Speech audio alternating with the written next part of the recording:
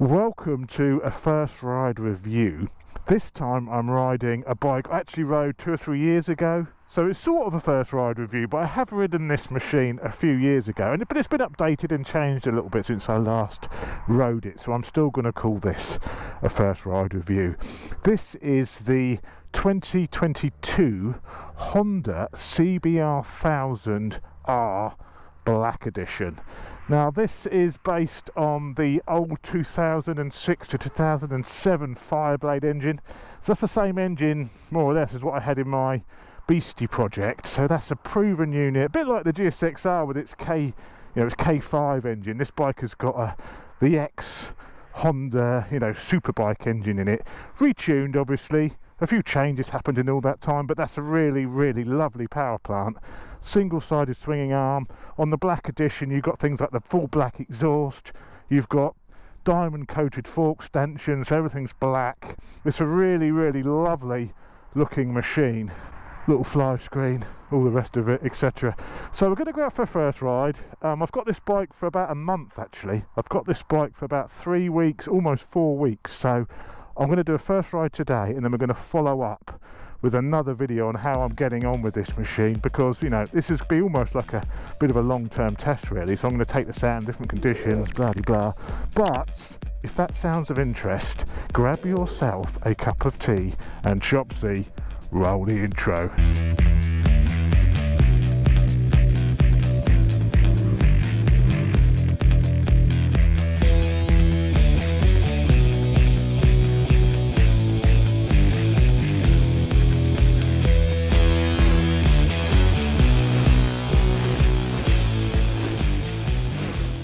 Other nice little features of this machine, it's got like the diamond cut spokes on the wheels, and the same as at the front as well, little diamond cut little details. Look here, look CBR on like this piece here, or billet, and then on the top triple clamp you've got another CBR with billet piece there. So there's some nice details on this machine. This black version costs, I think it's 13,300, something like that. It's about 1,500 quid more than the standard CB1000. So these machines are reasonably priced nakeds. But the big question is, what does it ride like? Let's jump aboard. First thing you notice is the bike's been updated with a nice little 5-inch TFT, and I really like the layout there. You've got like an analog rev counter, fuel gauge, speed, sport, what mode you're in, and some fuel consumption figures, proper fuel gauge. So that's nice. The last one I rode had a funny light which changed colour, and I couldn't work out what it was for. Whether it was, I don't know what it was for. It wasn't a shift light, but this is just done away with all that.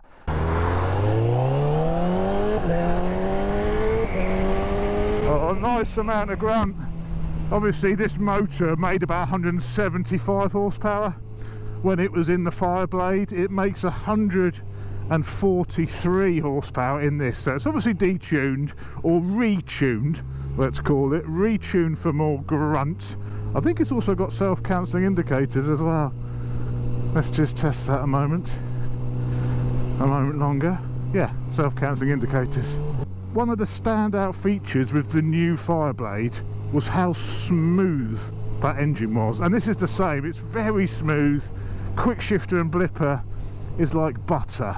You can find neutral. It's a really smooth engine, and that's sort of what you want on a road bike, isn't it? And you've got beautiful manners around town. The fuel, I've got it in sport mode, as you can see, massive sport on the dashboard there.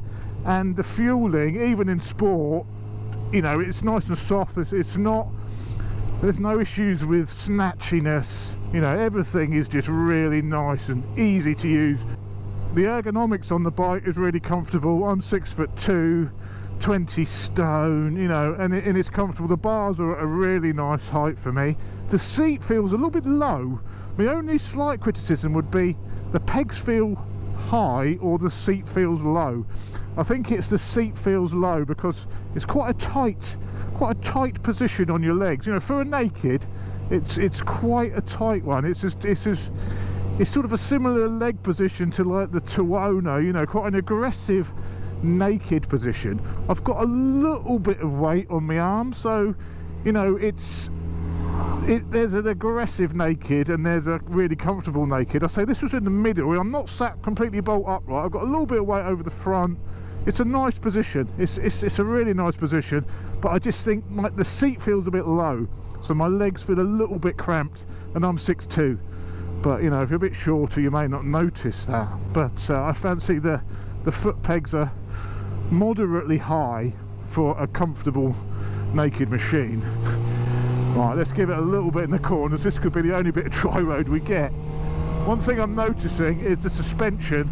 As I say, I am 20 stone, so I'm a big old unit, but it's quite a soft setup. It feels quite wallowy in the rear. There's a little bit of movement in the rear. So it's got a little bit of movement in the suspension, you know, nothing outrageous, and it is fully adjustable.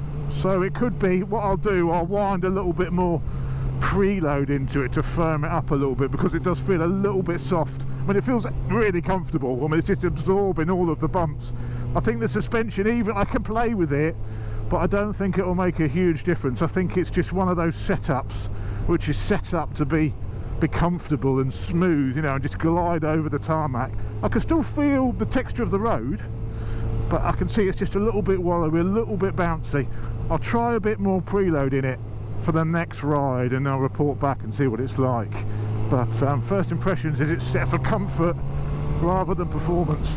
The brakes are nice, they're very progressive. There's plenty of bite there. There's not too much initial bite, but then they come in quite strong. Very, very nice brakes. I like the feel of that front end when you're on the brakes. It's nice, but it's a little bit fork dive, and then again that comes down, I think, to the suspension bit. A little bit soft, so we're trying to sort that. It weighs 214 kilos fully fueled, and it's got a 16-litre fuel tank, so direction changes aren't too bad. I mean, it's not the lightest bike I've ever ridden, you know, but it does change direction fine. You know, you put a bit of counter steering in and it'll change direction really quickly. But you know, I think it's definitely, it doesn't feel like you're on the nose. It doesn't feel like the Super Duke. You know, you're sat over the front, you're on the nose. You can guide it wherever you want it to go. It feels a little bit more relaxed than that, and I think that's what Honda are targeting here. You know, they've got a very refined, smooth engine, and they're making this more of a roadster. I mean, they call this the Neo Caf, you know, look, but it's got a roadster feel to it. It's not trying to be a super naked. You know, it's not pushing the 180, 200 horsepower power figures. It's 143. It's sensible power for a 1-litre engine. It's a roadster. This is a smooth, comfortable roadster.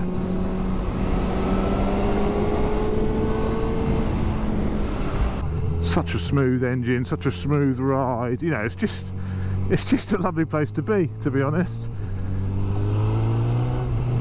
Got that good bit of drive. You know, where that engine's been retuned, you've got power. You know, just after 2,000 revs, you've got a good initial pickup there. I think when I originally rode this bike, I complained that it was too high geared.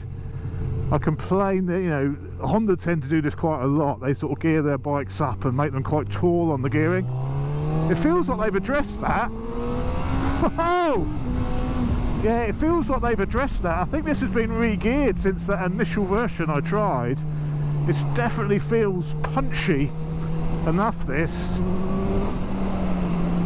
Certainly for these conditions and these roads it does anyway. 104 Newton meters of torque, so, you know, pretty respectable torque levels for an inline 4. Let's chuck it around this little section.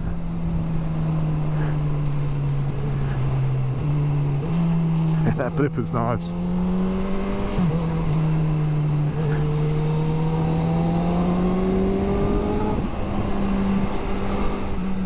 Yeah, direction changes are decent. Yeah, it's very nice. It's nice. I mean, it's if you're going to go ultimate speed fest, yeah, the suspension firmness is holding it back a little bit, I'd say. But again, you know, this isn't a super naked, this is a roadster, and I will have a tweak, I will have a fiddle with the twiddlies and see if I can improve it for the next ride. First gear, not even full revs.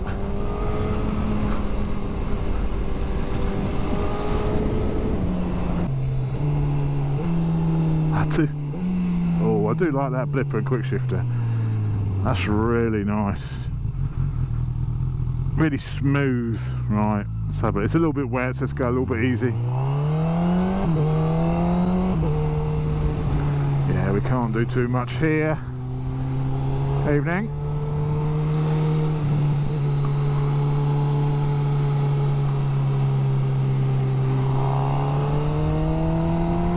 Drive, and I've got it in quite a high gear and it's still pulling quite nice.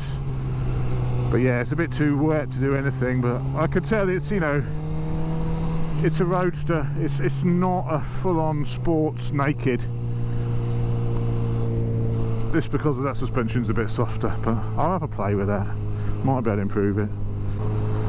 The seat feels quite locked in, you know, and there's not a huge amount of space to move back. I can actually feel the very back of the like the pillion seat cover with the tail of my bum, so I'm sort of locked into the seat a little bit, so perhaps not as much room, seating space, as some other bikes. And it actually feels quite a thin seat as well, not very wide. When I say thin, I mean width.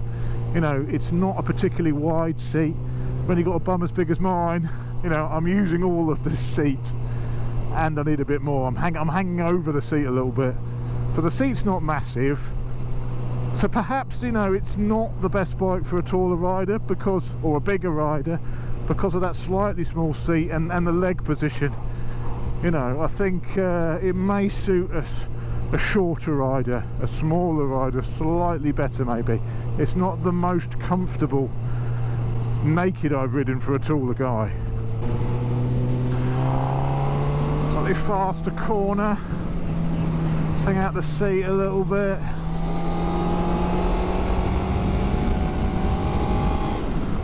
Yeah, it's just quite nice around there. Down on the quick shifter. Right, let's see how it pulls. Let's get it into fourth gear. 30 miles an hour in fourth gear. That's just doing just over 2,000 revs. 60. So that's nice, isn't it? It's got a good bit of drive. The retuning they've done works really well on here. The earlier version of this bike definitely felt more lethargic than this. This is much more peppy. Nice little Porsche. Was it a Taycan? What do they call this? A Taycan, isn't it? Turbo S. Yeah, that's nice. Drag race. Left-hander. Out the seat. There's a little bit of that suspension. I think it is suspension. I don't think it's chassis flex. I think it's just a bit of suspension flex. I mean, maybe the chassis isn't the firmest thing on this. Maybe that's part of the problem. Evening. Maybe it's not the suspension which is a bit soft. Maybe there's a little bit of flex in the chassis. Yeah, I'll have a good tweak with the suspension and see if it's sort of chassis flex. I mean, this isn't a super naked bike, I repeat myself. This is a roadster, you know, a classic neo-calf, you know, retro-esque roadster. So, you know, it's not claiming to be a super naked, it's not claiming to be a Super Duke, a Torona, but yeah. So I'm going to have a play with the suspension, see if I can improve it, because maybe you do want this bike to perform a little bit better around the twisties. So we'll do what we can with it. I'll have a twiddle, I'll get my spanners out. If I was to have this running at its optimum setup, you know, suspension setup, I'd have to change the springs, I think. But I'll have a play around with it, chassis, suspension. We'll see if we can just make it a little bit more sporty feeling. But what you've got standard is just a really nice, comfortable ride, you know. And perhaps if you want a more sporty ride, you know, you get this, you get the Super Nakeds. This just makes a very comfortable, lovely road bike. So there we go, the CB1000R. This is my first ride review video. I will do another follow-up on this bike once I've lived with it a little bit longer. Like I say, I've got this for another 3 weeks, so I'm going to get out on this as much as possible, and I'll bring you back and let you know what my full conclusions are of this machine. First impressions is it's a really nice machine. It's definitely improved from that version I tried sort of 3 years ago, the first iteration of this Neo CAF bike. This is much more peppy than that. The gearing's been changed. I love this black edition with all these black highlights or lowlights, should we call them. It's really nice. It looks beautiful, feels lovely, amazing quality, and I say 13,300. It's not breaking the bank, you know, like some of the other certainly special edition naked. So yeah, join me again in a few weeks time and I'll give him a final verdict of this machine once I spend a little bit more time living with her. But thanks for watching, guys, as always, and I'll see you on the next one.